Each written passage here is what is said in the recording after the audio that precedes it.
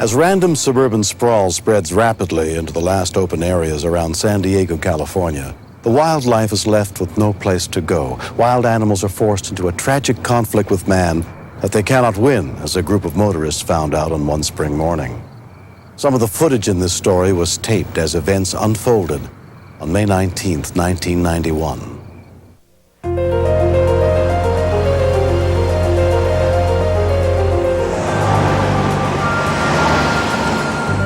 Heading south on Highway 805 was off-duty Sheriff's Deputy Lisa DeMeo.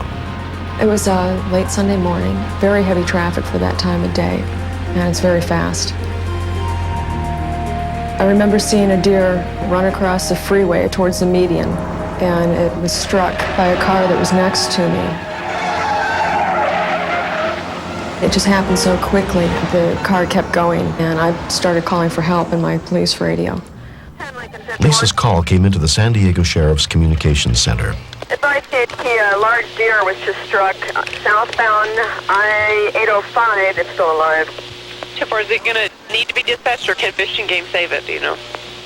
No, it's on its back. I can't tell. I don't know about this stuff. Copy.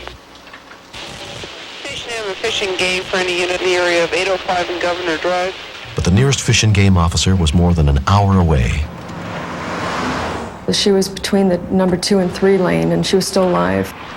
Traffic was still moving very fast, and they just missed her by inches on either side. And I thought at any moment she'd stand up and get hit again. Gene Chaffin was also driving south on 805. From my truck, I could see traffic divert around an object in the road.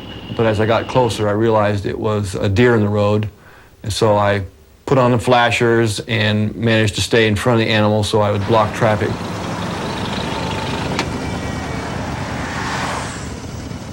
Two other drivers, Steve Montgomery and Roger Lamberson, also stopped to help.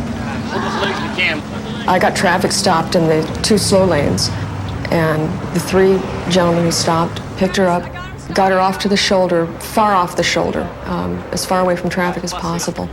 The main thing was supporting her weight and keeping out of the line of fire of the legs, because the hooves are very strong, and someone could have been pretty badly damaged.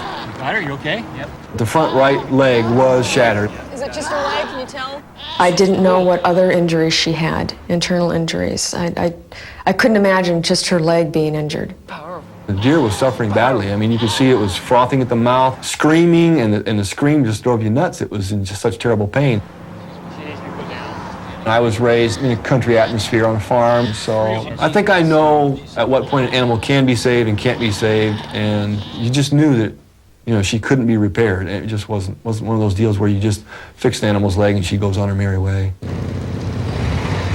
Among the California Highway patrolmen who responded was Officer Gregory Mullendore.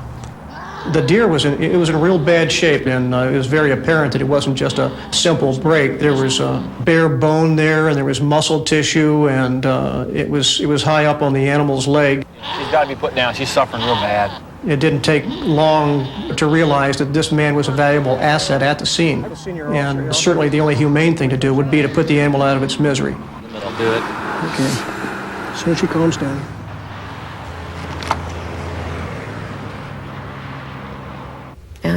And it was over. He just a pop, and it was over. I don't mind telling you that I didn't feel real good at that point. I just simply got up and walked away about 15 feet and stood there. It was upsetting, period.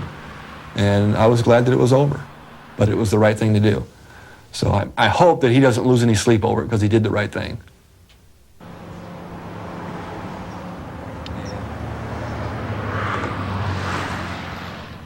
At that point, the deer's stomach started to actually kick. And I mean, it was visible, it started moving. You're not going to believe this, but she's pregnant. Suddenly the focus shifted to the possibility that might be a living creature inside her, and what can we do about this? I knew that it was a matter of minutes before that fawn died of oxygen deprivation. So I ran to my truck, and in my tool pouch I keep a utility knife, and it didn't take all that long to cut her open and get the little fawn out. It was in the birth sac, so to speak, and so I had to rip that open to get to it. And I noticed that its heartbeat was fine. In fact, it was really rapid, but it wasn't breathing at all. Any kind of rags?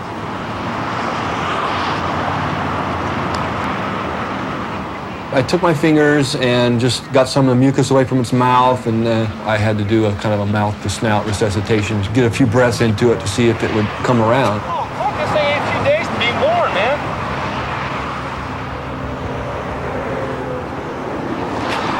Come on, babe. Come on, babe. Come on, guy. Come on, guy. Come on, I see that look. Look at this. Come on. Come on. It's tough. He's breathing. He's breathing. All right. When it took its first breath after reviving, that was a great feeling. It was like, yeah, it was a great feeling. I mean, I thought, wow, we saved one. That was a once-in-a-lifetime uplifting feeling.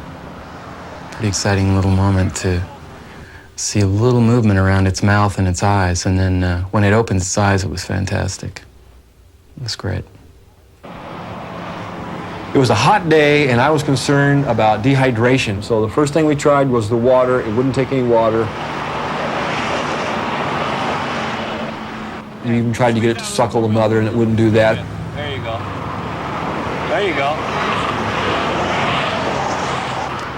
So we managed to squeeze some milk in the little bottle cap, and we managed to get what we felt was a little bit of milk down the fawn's throat. There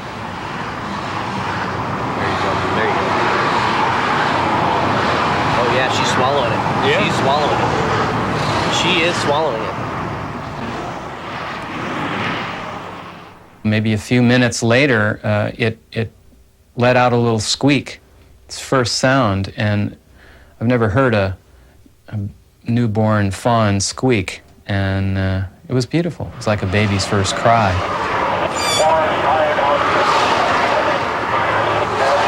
It's beautiful. That's a good sign. That's a good sign.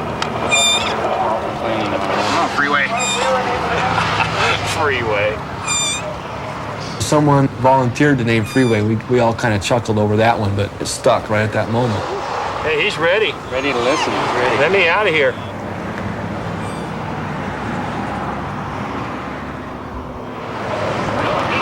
Look at that. She wants to get up. Oh, yeah. Yeah, she does. She wanted to get up, she wanted to walk, she wanted to stretch out. What a face. What a face. Freeway. Welcome to the world. The fawn was getting pretty active. It was in need of being restrained just because it was ready to get up and run away itself. Freeway, the newborn fawn, was taken to a nearby exotic animal hospital and examined by Dr. Jeff Jenkins. We cleaned the fawn up and cleaned and sterilized its umbilical cord. We then allowed Gene, since he was the foster father, to cut the umbilical cord, and which he did.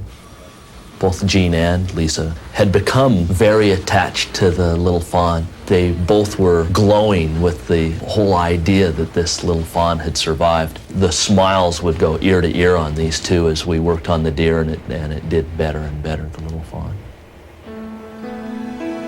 The next day, Freeway was moved to the home of Wildlife Center volunteer Mary Faust.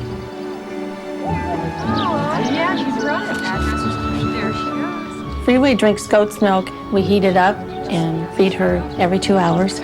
She's very healthy, very active, loves to run and play in the yard. She's just doing super. I think Gene did something remarkable out there, something beyond what most people would have done. To me, he's a hero. When I see her, I think, wow, she's lucked out. It's incredible she's alive, and I hope that she can go free again. But even if she ends up in captivity because she's too imprinted to people, I think it's a win for her. And it's a good feeling to see her nowadays. We can mix wildlife and people if we do it right, and not just blindly draw our straight lines on paper. If we have little corridors of habitat that we leave them undisturbed, don't develop them, and it allows animals to pass through underneath the freeways and go east to the more open terrain, there's no reason not to. This whole experience with this deer was probably the most rewarding thing I've ever done. Something like that only happens to you once in your lifetime. It'd probably never happen to me again. So it was definitely a wonderful experience. There's going to be a point where she has to go, and we're going to miss her. She's a real sweetheart.